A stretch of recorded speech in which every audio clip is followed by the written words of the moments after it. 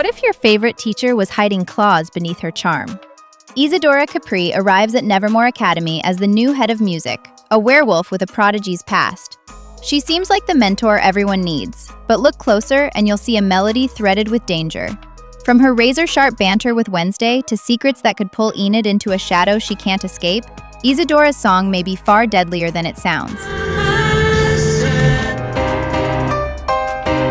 Stay with me, because we're decoding why she's the wolf you never saw coming. And trust me, in Nevermore, the wrong tune can kill. And if you are new to the channel, please subscribe and like the video because we will be coming with more deep dives and reveals. The Arrival.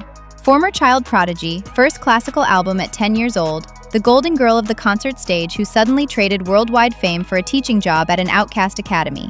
Sounds inspiring, right? But here's the thing. This is Nevermore. Nobody gives up that kind of life without a story. And Isadora's story is frustratingly vague. She sweeps into Wednesday's cello practice like she owns the place, telling her to lose control and play with abandon. For Wednesday, who treats precision like a religion, that's basically heresy. Their first exchanges?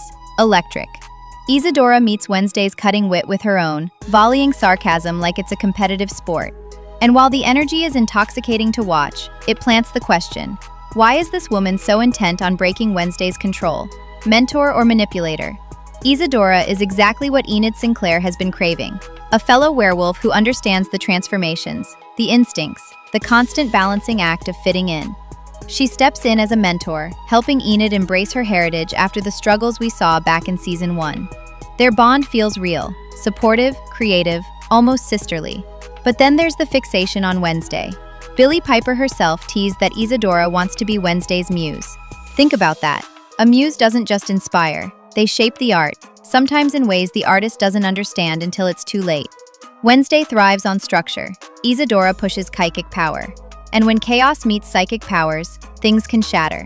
Add to that the fact that Isadora avoids questions about her past with a vague giving back to the community line, and the pattern starts to look familiar. Nevermore has been burned by charming redheads before. Marilyn Thornhill, anyone? The hidden dangers. Isadora's danger is subtle. She's not kicking down doors or plotting in dark corners, at least not where anyone can see. If she's connected to an outside werewolf pack, her presence at Nevermore could be a recruiting mission. Enid, eager for connection, might follow her right into a conflict with the school's fragile alliances. And Wednesday? Well, Isadora's encouragement to let go could put her on the same tragic path as her Aunt Ophelia, whose story is still whispered like a cautionary legend. The wrong moment of letting go could expose Wednesday's abilities to enemies who would weaponize them. Her background is too neat, her reasons for leaving the spotlight too clean. Maybe she's a reformed villain. Maybe she's tied to the asylum escape subplot, or to threats brewing in Jericho. Whatever it is, her moves in the mid-season finale leave just enough unease to make you wonder, is she building trust just to tear it apart later? What to watch for in Part 2?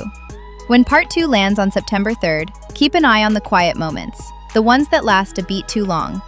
Watch for scenes where she's alone with Enid, the kind of conversations that could change loyalty with a few words. Look for old photographs or records that mention a specific pack name. And pay attention to any moment where her advice to Wednesday comes right before something terrible happens. Those are the pressure points. Conclusion: The Wolf's Tune. Isadora Capri is the storm you don't hear coming. Beautiful, talented, and possibly catastrophic. She might save Enid. She might be the reason Wednesday finally loses control. Or she could be the unseen hand pushing both of them toward disaster.